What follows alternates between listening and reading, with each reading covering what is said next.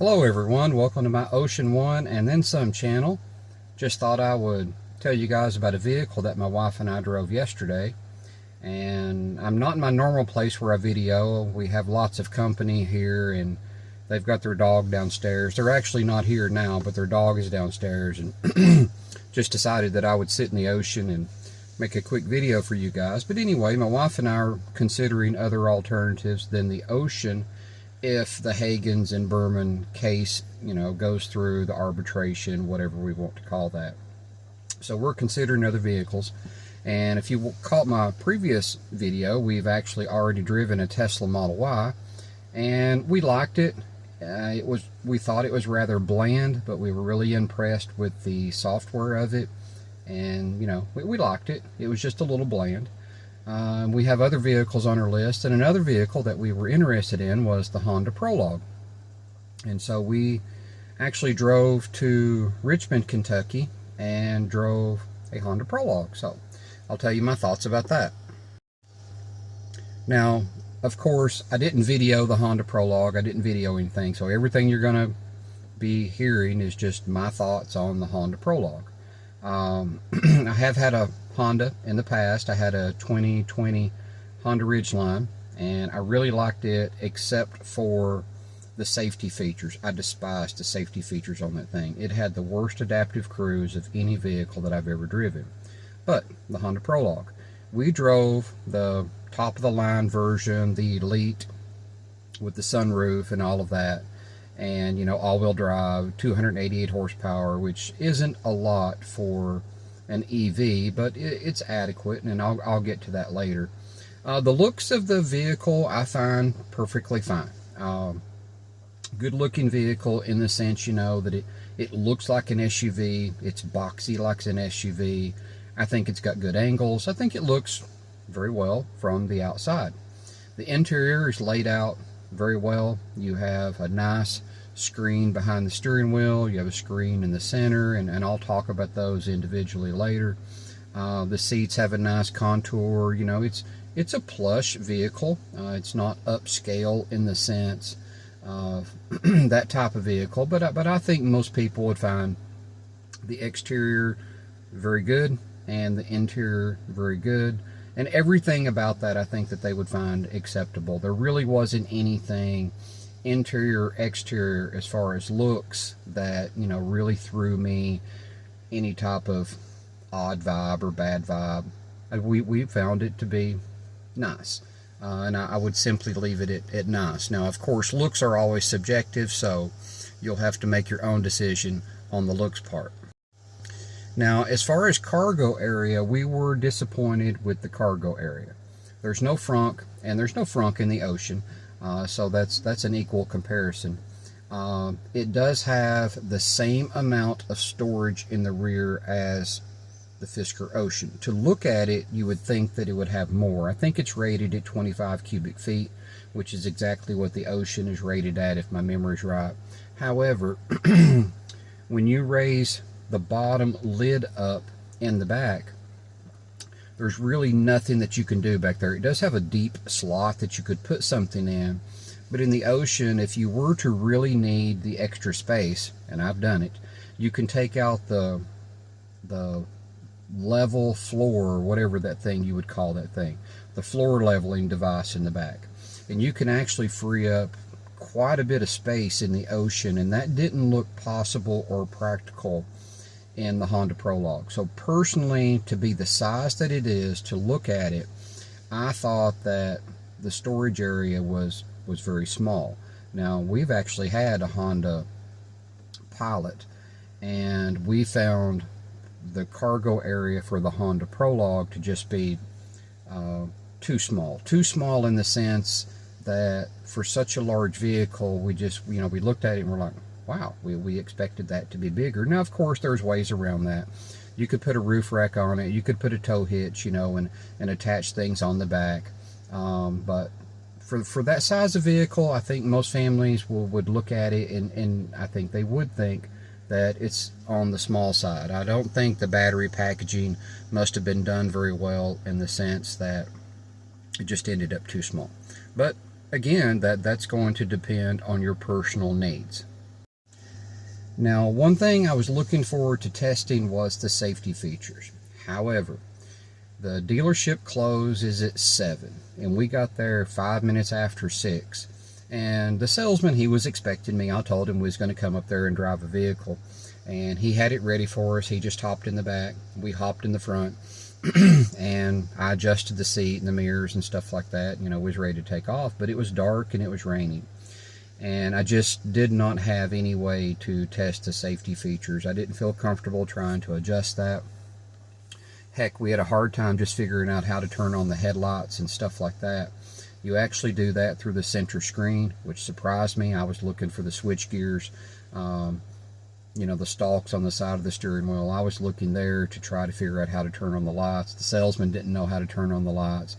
And then I was trying to turn on the wipers, and they weren't in a natural spot. They actually have a little switch gear that's in the middle of the stalk and controls two different things. It controls a little tiny wiper on the back. I mean, I laughed when I saw the wiper on the back. It's like the smallest wiper in the world. It might be maybe 7 inches long, somewhere in that neighborhood. It is a tiny, tiny wiper. But it is a wiper. It does have one back there. It didn't have a digital camera, rear digital camera. If it did, I didn't catch that at all. It didn't come on when I was, you know, backing up and stuff like that. So, didn't have that. And really, that's, you know, that's just about it. We just didn't get to test the safety features. Now, hopefully, large safety features have been improved, or the safety features have been improved over the Honda Ridgeline, because like I said, I had a 2020 Honda Ridgeline, and I did not like the safety features in it. I felt like it needed to go back to school. So I really wanted to give it a second chance and see if the Honda Prologue had good safety features, you know, like lane centering and stuff like that. But I just didn't get to test it. I think that's another drive if we move that one up on our list a little bit more. Now, as far as interior space, I felt like the seats were comfortable. I could find a nice position. Remember, I've got a bad back, so there was plenty of adjustments. The front seats, they sat perfectly fine. Wasn't hard at all to find a good driving position, a good viewing position. You sit up rather high. You feel like you have a good command of the road. The rear seats, perfectly fine, no issues. They do recline a little bit in the back.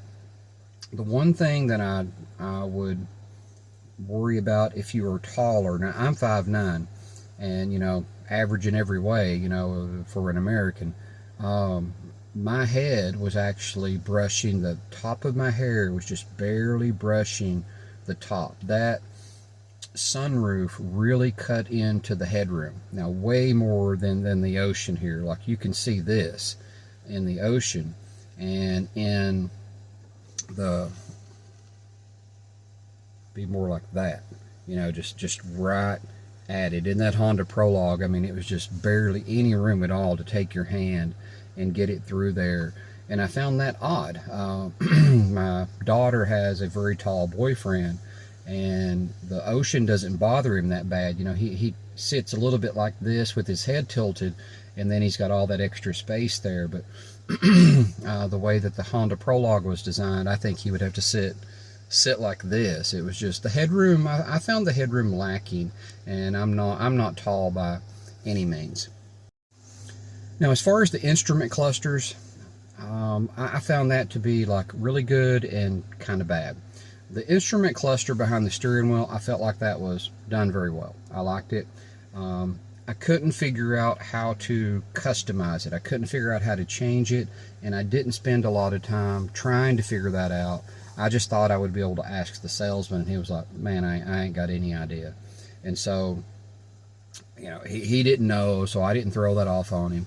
But I do like having that view behind the steering wheel. I like having that information there. I thought that was laid out very well. What I didn't like was the screen in the center. I felt like that was a little, I'm going to say, cartoonish. It reminded me almost exactly like my Honda Ridgeline. However, it was much more responsive. When you pressed the buttons, I mean, there was no delay. It went just as soon as you pressed it. Swap, worked very well. I just didn't like the visuals of it. I felt like, you know, it wasn't crisp enough. It wasn't bright enough. And for me, that was kind of a letdown in that area. And it also surprised me that Honda had gone the Tesla route and it had included some features. You know, I would have never thought in a Honda to go to the center screen to activate, you know, the headlights or the auto dim, auto bright features. That just didn't really occur to me. It wasn't set up on the Honda Ridgeline like that. You know, I guess that's fine.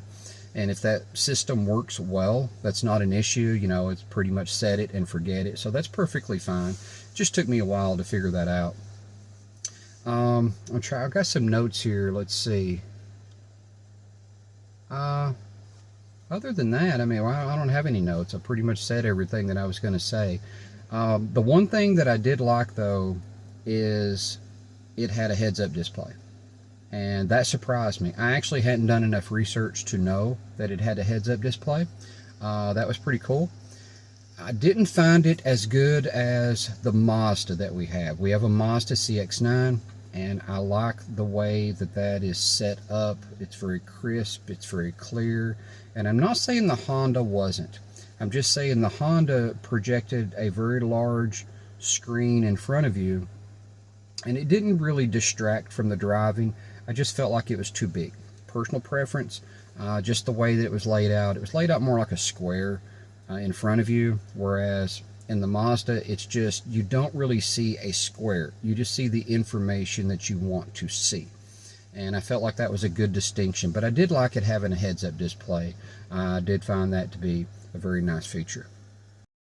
Now, on my driving notes, I wrote down that it's smooth, not as smooth as the Ocean, but more smooth than the Tesla. Yes, that's how I found it. You know, butt in the seat. It was a smooth, buttery ride. Not as smooth as the Ocean. I find the Ocean just glides. And if you remember, I put front new tires on it, and the tires that I've put on the Ocean have made it even more smooth than it ever was in the past. I might should actually do a video over the tires that I put on the front, because I think that would be an excellent replacement for everyone that drives a Fisker Ocean for all four tires. I only replaced the front two. I said it had a nice view of the road and a nice heads-up display, which I'd actually already talked about. So as far as driving, I found the driving dynamics, the handling, the view of the road, the comfort, the sound, the noise, I found all that to be perfectly in line with what you would expect. It's a nice, comfortable cruiser. Now here comes to the part that I was the most disappointed in the Honda Prologue by far.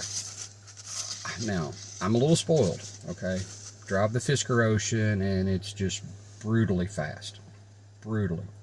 But, you know, I also have other cars. I have a 2012 Jeep Liberty. I have a 2022, I think that's what it is, 2022 Mazda CX-9. And I found the power, and my wife in the passenger seat actually found the power to be lacking.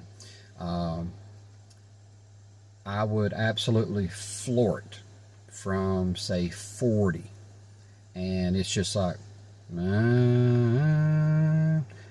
there's no kick, there's no kick down. You know, now I know we're talking EVs here, I totally get it, but in the Ocean, you press down at 40 or 50, and I mean, you literally get pinned to the seat, especially if you are in, you know, just not in Earth mode. Any mode but Earth mode, okay? Fun mode, hyper mode, doesn't matter. You can pin yourself to the seat, effortlessly passing power. The Honda Prologue, not that way.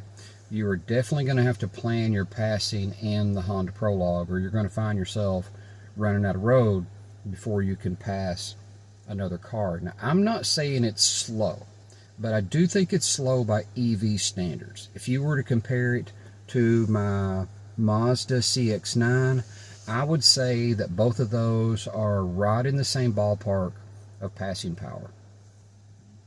Very little difference between the two. And, you know, the Ocean, and I'm going to say the Tesla, okay, I'm going to say the Tesla too. The Tesla are in a whole other category of passing power compared to the Honda Prologue. So if power is a priority for you, I don't think you're going to find the Honda Prologue a very good choice. That was the big letdown for me, just in a major way. I just found it too slow, too, I want to say unresponsive, in the sense that it doesn't speed up fast enough. It does what you want it to do. When you're pressing the accelerator, it speeds up. But it speeds up at such a slower pace than what I'm used to. I found it slow. There's no getting around that. And I actually found it lacking. And I found it so lacking that I asked the salesman, I said, is there other modes? And he said, yeah. He said, I think it's got a sport mode. And I actually pulled over into a gas station, ironically, and I messed around until I found the sport mode. And the sport mode does help some. It doesn't help a lot, but it does help some. It did make it a little more responsive, just a tinch quicker. Not enough to say, oh, you know, I've got a fun mode or anything like that. It definitely not sporty, in my opinion. So that was a major letdown for me. So the question becomes, would I buy one? No, I would not buy one. Would I lease one? Possibly. If the lease incentives were good enough, I do think I would consider leasing, because my wife's going to do most of the driving anyway. And you don't need a tremendous amount of horsepower. But at the weight that the Honda Prologue is, and only 288 horsepower, even with all-wheel drive, you know, electric motors in the front and the back, I do feel like it was underpowered. So as far as purchasing one, zero chance. As far as leasing one for 2 or 3 years, if the lease incentives were right, sure, I think I would lease one. But I found too many drawbacks to really choose it over the Tesla Model Y.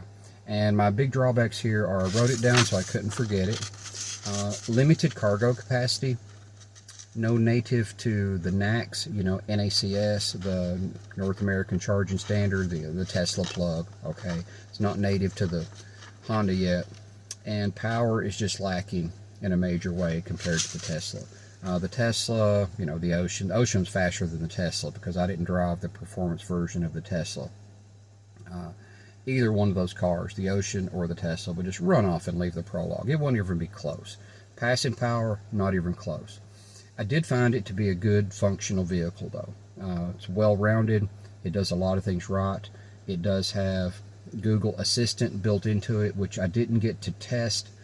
And also, it does support Android Auto, which I didn't test.